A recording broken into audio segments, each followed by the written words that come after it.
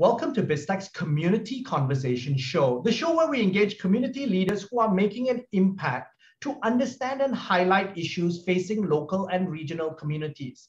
Now, today we feature Ascent Charity and speak to its founder, Lionel Sinai-Sinelnikoff, founder and CEO of Ascent. Now, Ascent is a Singapore-based startup powering air mobility in Asia. Ascent Charity is an independent charity registered in France, and its mission is to provide vital humanitarian assistance and aid via air transport to vulnerable populations in times of crisis. Now, to tell us more, Lionel, welcome to the show. Thank you very much, Brian, and great being here at this conversational talk. Thank you. Now, so give us an overview of Ascent Charity and why you founded it. Sure. So Ascent Charity was started initially to address this time of crisis in Ukraine. And we decided to apply our expertise and technology and bring in our friends and partners to this initiative to support the people of Ukraine. Beyond Ukraine crisis, then the objective will be to bring the capabilities of Ascent Charities to other locations and crises around the world, either for conflicts or emergency relief situations, such as disaster management, that we often, unfortunately, face in this region of the world. Okay, so I want to take a step back, and let's take a helicopter view of drones, which have in a lot of ways revolutionized humanitarian aid. And I think back to Zipline doing stuff in Africa as one of the first examples that I heard of drone applications in humanitarian aids. But could you start by giving us an overview of some of the applications for drones in terms of humanitarian aid? Sure. So we call it drones for good. So drones for good is a concept where drones are applied to access and provide solutions where no one else can. For remote locations where access by land or sea is very complicated, or even in times of crisis, and such as conflict, where roads are destroyed, where bridges are destroyed, where it's too dangerous to bring humanitarian people, human forces. Now, the applications are according to the abilities of the drones. So at Ascent Charity, for instance, we're using drone that we call BVLOS, meaning very long-range drones that can go up to 500 kilometers. We're going to start with drones with 300 kilometers range, but with ability to go up to 500 kilometers of distance and to carry load specifically for, I would say, strategic purposes or precise purposes, or even a larger cargo. So for instance, with Ascent Charity, we're going to start operation with drones able to carry up to 10 kilos per flight, per leg. And also we are building a mixed fleet to be able to carry up to 100 kilos with a drone. So wow, that's a very large payload for a drone. It is. Obviously, the range will be shorter, much shorter, but according to the profiles of requirements, we need this mix of drones. I'll give you some examples. We have communities in Ukraine that are now being secured in a church, for instance, and they need to access some products to purify water. With one drone flight, and this location is about 150 kilometers from Lviv. So with a drone flight, you can carry enough tabs of aqua tabs, for instance, with one drone flight to purify up to 10,000 liters of water. With one drone flight as well, you can bring enough blood bags to save up to more than 3 lives for severely injured people to a hospital from our partner, the State of Emergency Service and the Ministry of Internal Affairs of Ukraine. And another application, for instance, is to bring food. Here we are talking more about, I would say, specific kind of food, such as milk powder, adult powder, certain rations, or dehydrated foods. And with one drone flight, you can feed up to 50 babies per day. So imagine if we can manage to scale that up. That is the objective of Ascent Charity. And so this is not a new thing. So what you've done is now you're doing it from a cutting edge perspective in a conflict zone. Because let me share some key data from my research in terms of what the UN has been doing with programs such as a World Food Program and UNICEF. So the UN uses it very strategically, particularly in the first 72 hours of a crisis, delivering, as you pointed out, critical medical aid when infrastructure or flooding makes roads or any sort of communication impossible. They also use it to survey areas before going in to understand really what's the real situation. In situations where aircraft were probably not available, they also then send vital health commodities, as you correctly pointed out, in terms of water purification, blood plasma. Sometimes it's small packets like anti-venom samples and things like that, or medicines.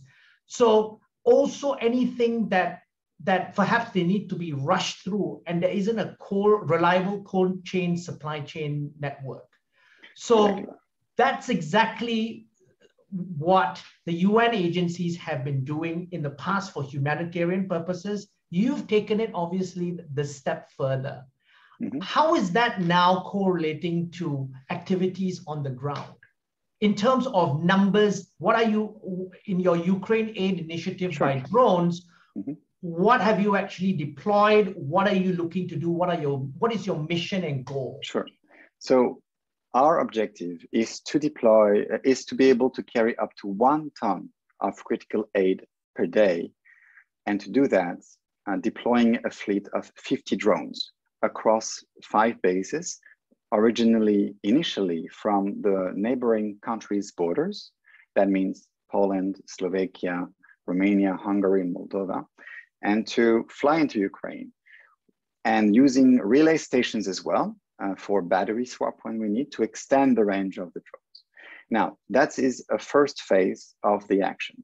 The second phase is to enter Ukraine and to go even further during the conflict period, as well as for the rebuilding phase. So UAID, which stands for Ukraine's Aid Initiatives by Drones, the name of the program we are setting, has the ambitions to support Ukraine people during this conflict time and also beyond during the rebuilding phase of Ukraine. So it's obvious. Hopefully, we hope that this conflict will end very quickly, but the ambition is beyond that, to support the rebuilding phase as well.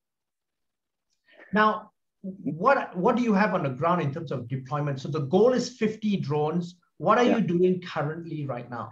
So we're, for the past few weeks, in partnership and endorsed by the Ministry of Internal Affairs of Ukraine, and supported by the State of Emergency Service of Ukraine and other entities from the State Administration of Kiev, as well as Kherson Oblast, we have been setting up the operations.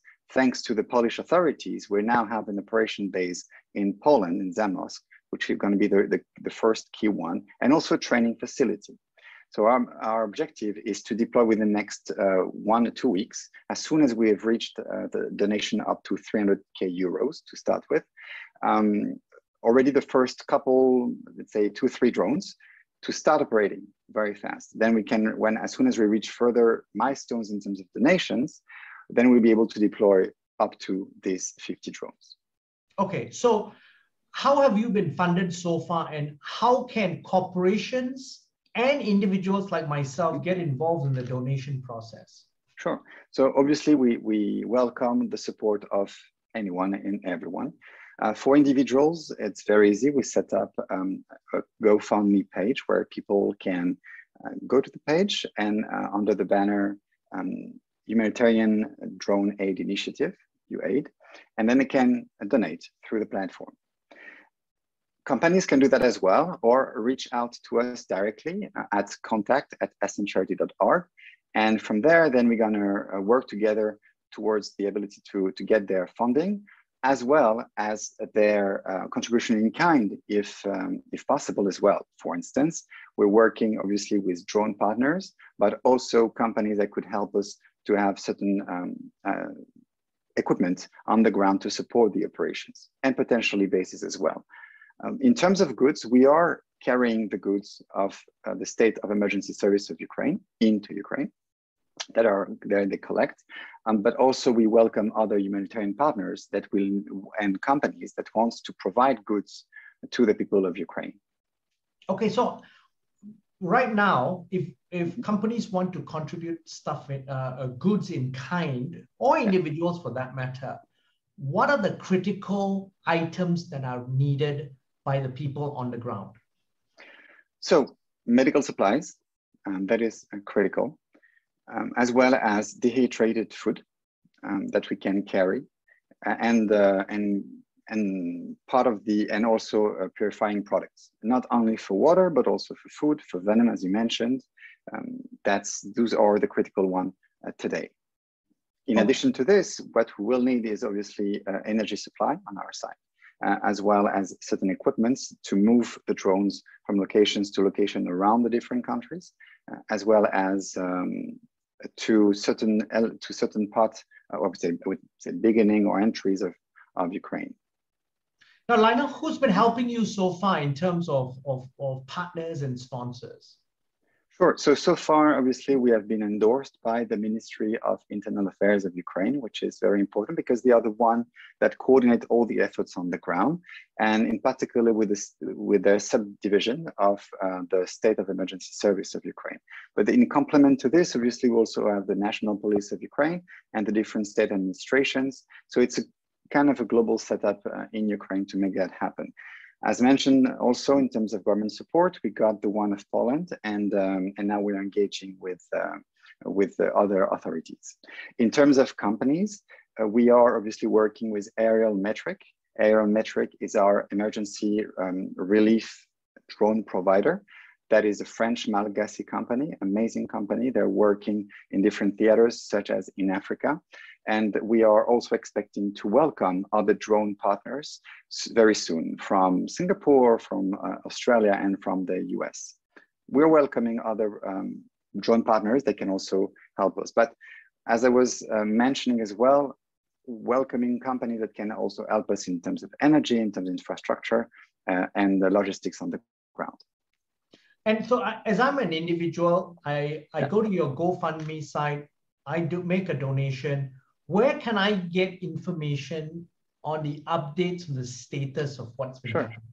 So thank you for asking this question. So Ascent Charity is an independent and a non-profit organization registered in France, and all the funds go to Ascent Charity, and Ascent Charity is the one that is procuring the drones, and as well as sourcing the different drone partners and coordinating the efforts locally. So the funds will go to Ascent Charity, and then Ascent Charity does the operation fund, the coordination of the how do you call that? And the spendings, or like procurement, basically, and operations. And so on the other side, obviously, you have companies like Aerometric that will come and provide the drones. Ascent will also provide the technology to orchestrate the flights, and we have other companies that's expected to join. That's fascinating. So if I'm a European based in Asia and I'm making a donation, is there any tax relief or anything like that that I can claim? It is expected. That's according to their I would say state governing law. In certain countries it's secured. It's for sure that it's tax deductible, and tax deductions and recognition is very according to the country. So people are encouraged to check that out before, and so they can do that with their accounting firm or their accountants, and then proceed automatically. So our milestone is to initially raise 300,000 euros. And then subsequently grow up to 10 million euros to be able to have up to 50 drones in the sky. Now, Lionel, it's a wonderful initiative that you're doing. We wish you the best of luck. Any final thoughts you'd like to share with us? A few things. First of all, usually people ask us a few things, like the most frequent questions is like, are you going to use the drones only for this conflict time? Answers is no. During the conflict time, we initiate, but also we're going to participate, contribute during the rebuilding phase as well. So it's a very long mission that we're setting that up for. And then we're going to use the capabilities of Ascent Charity for other people in the world to support. Second one is, how do you protect drones from being shot or being accidented? So that's a very valid questions. And we have put in place a series of different protocols to prevent that. And what we're doing, for instance, engaging the different authorities as well as engaging diplomatic corps to make sure that the dialogue is always open, being very transparent to everyone on the flights, meaning that the protocol, for instance, is to take pictures of every single content we put in the drone, to publish every single flights happening for people to know from all the different parties involved in the conflict, to make sure that they know it's a humanitarian flight, and sharing that, and also enabling the tracking of the drones. Finally, the drones fly very fast, up to 150 kilometers per hour, and they drop shoot like with parachutes when they can't land. So a lot of things are being said for this. So yeah, that's basically this kind of question that we have answered to. Now, a final thought is U8 is an initiative that we believe can really support the population today that is really much in need. And this is an initiative that is setting the beginning of a revolution in terms of humanitarian support. We call that Drones for Good. This initiative is called U8, and we're very honored to be endorsed by the authorities of Ukraine. And we welcome, we really call for everybody to support these initiatives, and for us together to make things happen for the people of Ukraine today and for other communities in the future. Now, Lionel, thank you very much for taking your time to be on the show. Pleasure. Thank you very much for giving me the opportunity. Thank you very much for the opportunity. Thank you, Brian. Now, I'm Brian Fernandez, and I've been speaking to Lionel Sinai-Sinelnikoff, the founder and CEO of Ascent, on BizTech's Community Conversation Show. This video will be on our website, www.biztech.asia, as well as our social media platforms. Please like and subscribe to our various platforms. Thanks again for tuning in.